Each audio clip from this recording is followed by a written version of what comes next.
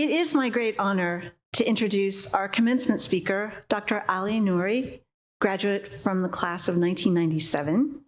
Dr. Nouri is the senior advisor to the Secretary of Energy, Jennifer Granholm, and has been nominated by President Biden to be Assistant Secretary of Energy. At Reed, Dr. Nouri studied biology. He went on to earn a PhD in molecular biology from Princeton. He has held positions ranging from President of the Federation of American Scientists to serving as an advisor in the US Senate. Secretary Granholm has this to say about Dr. Nouri, quote, "Not only is Ali a tested consensus builder, he's a scientist who understands our climate challenges backwards and forwards. He embodies the dynamic expertise and passion that we need to bring everyone on board the clean energy revolution." I had the pleasure of visiting with Dr. Nouri, Ali, this morning, and we had a good conversation, among many other things, about the role of critical thinking and the ability to analyze and understand information to the workings of a democratic society. It is such a privilege and pleasure to be able to introduce Dr. Ali Nouri to you this morning.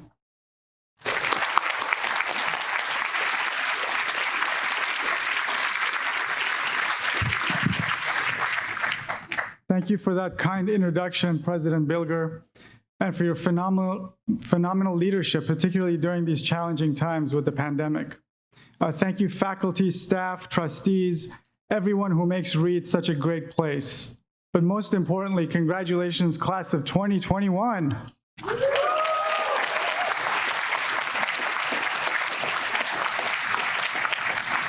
It's a huge honor to be with you today, and a lot of pressure to not drop the ball.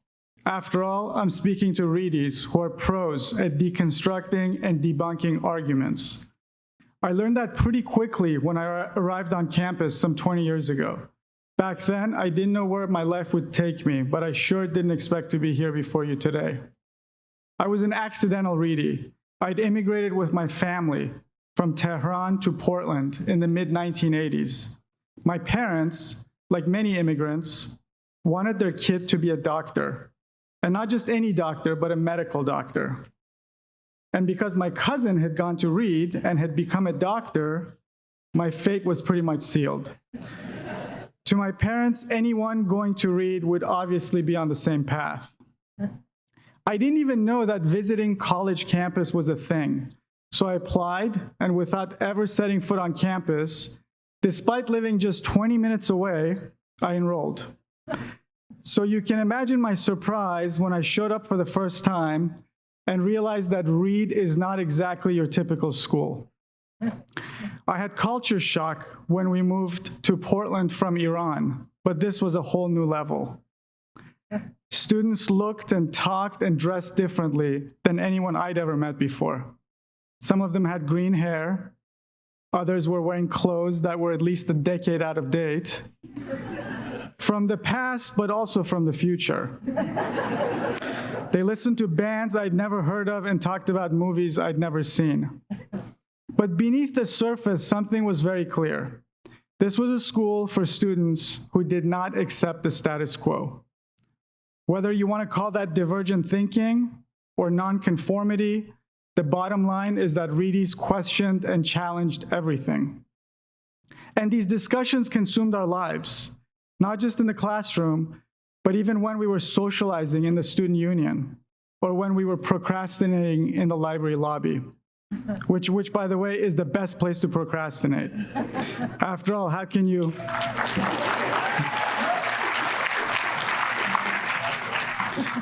possibly feel guilty for not studying when you can literally see the library? I guess we were counting on osmosis. And in all of these conversations, our assumptions and pre-existing biases about the world were constantly being challenged by people with very different perspectives than ours. And it took me a decade when I came to realize just how unique and important that was. When I was a graduate student, the United States went to war with Iraq. We now know that that was one of the worst decisions we have ever made as a nation. But at the time, it happened simply because too many people, even those in places of privilege, just didn't ask the right questions. They didn't consider the kind of evidence that would have challenged their underlying assumptions. Quite simply, they didn't challenge the status quo way of thinking about things, the way Reedies do. And for me, this was also personal. I had grown up in a country that was at war, and I was shocked that we could take such a drastic step based on rhetoric and not on facts. And that's a big reason why I was compelled to change my career track. So after doing bench science for 10 years, I left molecular biology and plunged headfirst into public policy. Why did I think I was equipped to make such a drastic change? It was the well-rounded liberal arts education I got here at Reed, in class, and probably even more so out of class.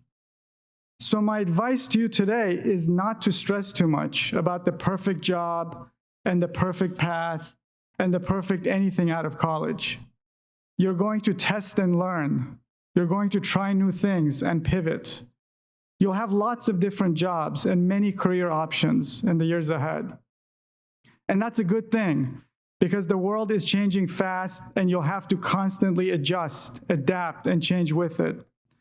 And in the face of all that change, you will use what you learned here at Reed to ground you and to center you. My Reed thesis advisor, Professor Stephen Arch, who is sadly no longer with us, he would always say, we didn't come to Reed to learn a particular craft or a particular job. We were here to learn how to think. And those critical thinking skills, when you combine that with your curiosity, your creativity, and your openness to diverse ideas, those are the things that make you versatile and able to tackle anything in life. And more importantly, to have a fulfilling life trajectory. And that's especially important now because there are so many big challenges waiting to be tackled. For example, the disproportionate impact of climate change on the poor and disadvantaged communities, here at home and around the world. The wealth gap, where a small set of people have managed to accumulate most of the wealth on the planet, and the power that comes with that wealth. Or the fact it's the year 2021 and we still have groups of people trying to disenfranchise other groups of people from voting. And when you look at all these problems, they're all rooted in the same thing. You've got entrenched interests who refuse to let go of the status quo because of the many benefits they enjoy from their historical place of privilege. And I want to be clear about one thing here. We all occupy such positions of privilege in one way or another. And the challenge is to recognize that, both in ourselves and in society, and to push back. That's what you and your Reed education have been all about. All those conversations, in and out of class, have been about pushing back. That's why you and those who came before you changed the Humanities 110 curriculum and made it more inclusive of more cultures and their voices. That's why you established a community support network during the pandemic to support your fellow students who were in need. And now you have the privilege and the responsibility to take all of this knowledge, all of this training, and change the world. No pressure.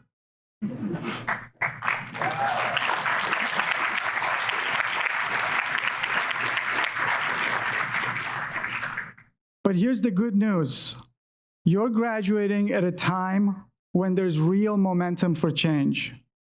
There's a desire to put science and evidence first. We just elected leaders who are making the climate crisis a central piece of their agenda.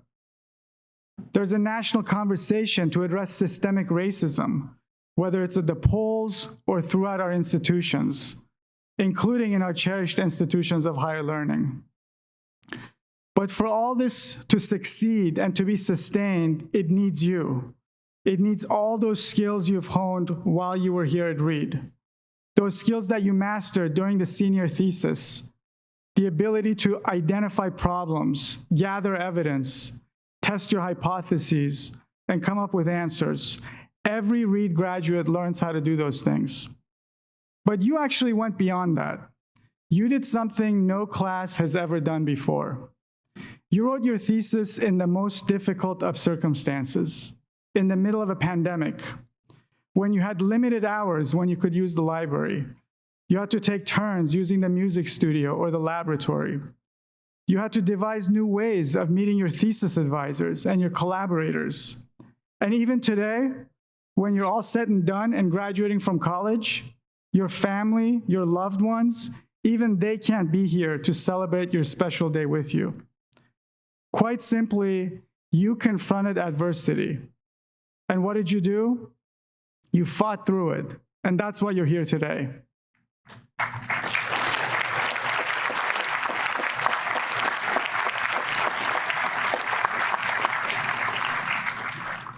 This puts you in a select group of people who have persevered through difficult times. And a feature of these people is that they go on to do great things. It's often said of the greatest generation, those who went through the Great Depression and then went on to fight in World War II, that it was that perseverance that helped make them be great. And whether it's a soldier returning from war, or a single mother who sees her kids through college, or a cancer survivor who goes on to start a foundation, that perseverance is what forged in those people a character of strength that enabled them to do great things. And after what you've been through, class of 2021, I can't wait to see all the amazing things you're going to accomplish. Thank you.